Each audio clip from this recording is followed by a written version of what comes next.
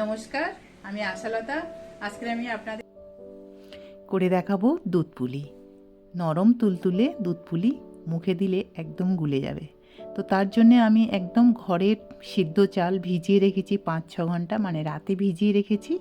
এবারে এটা বেটে নেব। কোনো দরকার নেই চালের আটা বাজার থেকে কেনার, নিজের ঘরের ভালো চাল এটা ভিজিয়ে করতে পারেন।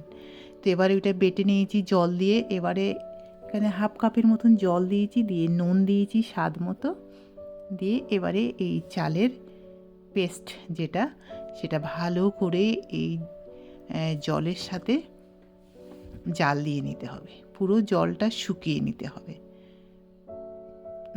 গ্যাসটা এই সময় মিডিয়ামে রেখে এই জলটা শুকিয়ে নিতে হবে। তো দেখছেন জলটা একদম শুকিয়ে গেছে।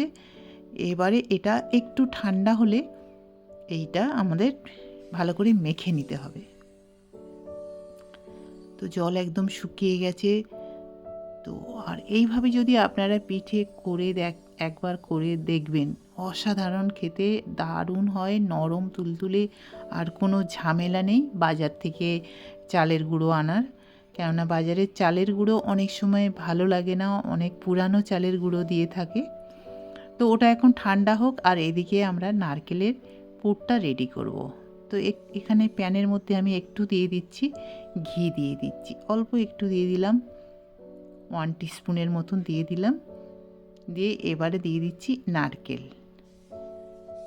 তো এই নারকেলের পুরটা করে রাখলে কি হয়, যখন মনে হবে যে পিঠে খাওয়ার ইচ্ছা হচ্ছে তখন এটা করে খাওয়া যায়।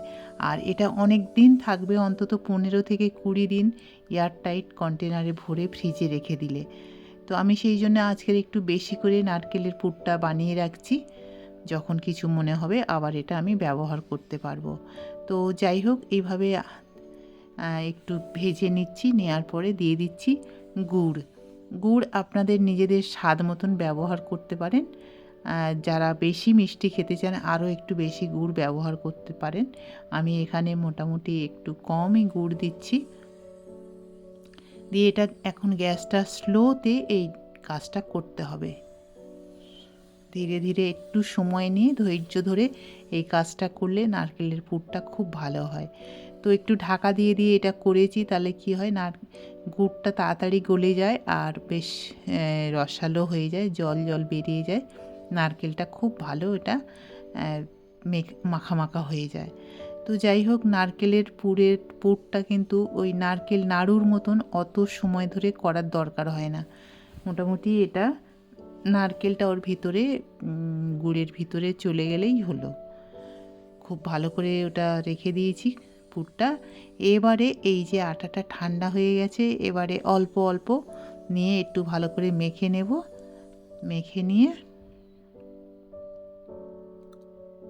এবারে আমি ছোট্ট ছোট লেচি কাটবো, ছোট ছোট কাটবো, কারণ এটা যখন দুধে আমরা ফোটাবো খুব খেতে ভালো লাগবে ছোট ছোট, আর দুধটা বেশ ভালো এর মধ্যে চলে যায়। তো সেই জন্য একটু ছোট ছোট করে কাটছি, বেশি বড় এই পিঠেটা ভালো লাগে না, একটু ছোট ছোট করলে খুব ভালো লাগে। তো এবারে একটু হাতে তেল নিচ্ছি, তেল বা ঘি, আমি এখানে ঘি নিচ্ছি। ঘি নিয়ে এটা কি করব, হাতটা একটু লাগিয়ে নেবো হাতে ঘিটা, তাহলে এটা করতে খুব সুবিধা হয়। তো এইভাবে একটু চেপে চেপে বাটির আকার দিতে হবে, এটা বাটির আকার দিয়ে এটা করতে হবে।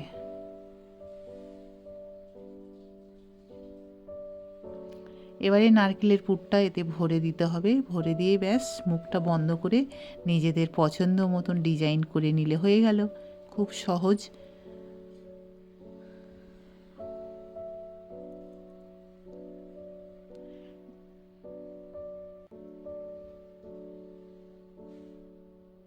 একটু চেপে চেপে দিতে হবে যাতে না মুখটা খুলে যায়।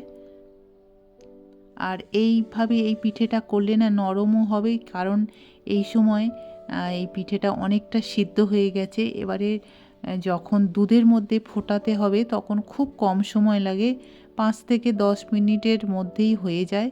একদম একদম এটা সিদ্ধ হয়ে গেছে বলতে গেলে, সেই জন্য এটা খুব নরম হয়।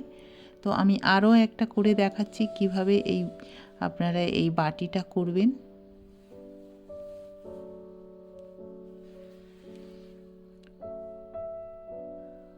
তো এবারে আবার একটা এই পুরো ভরে ভরে আমি নারকেল দিয়ে দিচ্ছি।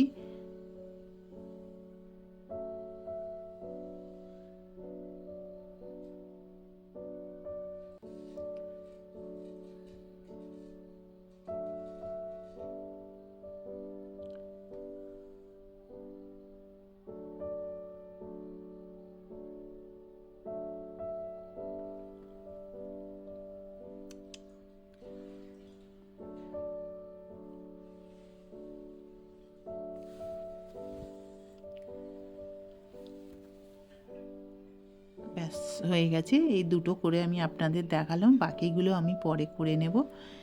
তো দেখুন সবগুলো করা হয়ে গেছে। এবারে আমি এখানে দুধ নিয়েছি, এখানে 2 লিটারের মতন দুধ নিয়েছি। দুধ নিয়ে দুধটা খুব ভালো করে ফুটিয়ে নিতে হবে। আগে আমি একবার ফুটিয়ে নিয়েছিলাম, এখন ঠান্ডা একটু হয়ে গেছে, আবার একটু ভালো করে গরম করে নিয়েছি। নিয়ে এবারে আমি দিয়ে দিচ্ছি এই পিঠাগুলো। তো পিঠাগুলো যখন দেব তখন একটু সাবধানে দিতে হবে, কেননা নরম আছে। খুব হালকা হাতে একটু চামচ দিয়ে নেড়ে নেব।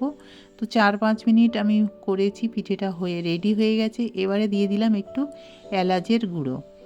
এলাচ গুঁড়ো দিলে এটা গন্ধটা খুব ভালো হয়। আপনারা এটা যদি অনেকের এলাচের গুঁড়ো পছন্দ নয়, না দিলেও চলবে। এবারে দিয়ে দেবো এই খেজুরের গুড়। তো গুড়টা দিলে এবারে মিষ্টিটা বললাম আপনাদের পছন্দ মতন দেবেন। তো মিষ্টিটা দিয়ে দিয়েছি, দিয়ে এবারে আবার একটু 2 মিনিটের মতন খালি ফুটিয়ে নিলে হয়ে যাবে। আর গ্যাসটা এখন একদম কমিয়ে দিয়েছি। তো এবারে এটা গরম গরম পরিবেশন করতে পারেন, ঠান্ডাও পরিবেশন করতে পারেন। দারুণ খেতে। আপনারা ঠিক এইভাবে এই পিঠেটা করবেন, দুর্দান্ত খেতে। কেমন লেগেছে এই রেসিপিটা আপনাদের, আপনারা অবশ্যই কমেন্ট করে জানাতে পারেন। আমার এই রেসিপিটা যদি আপনাদের ভালো লাগে তাহলে লাইক করবেন, শেয়ার করবেন, সাবস্ক্রাইব করবেন, আর আমার বেল আইকনে ক্লিক করবেন। তাহলে নতুন নতুন ভিডিওর সাথে আপনারা আপডেট থাকতে পারবেন। নমস্কার।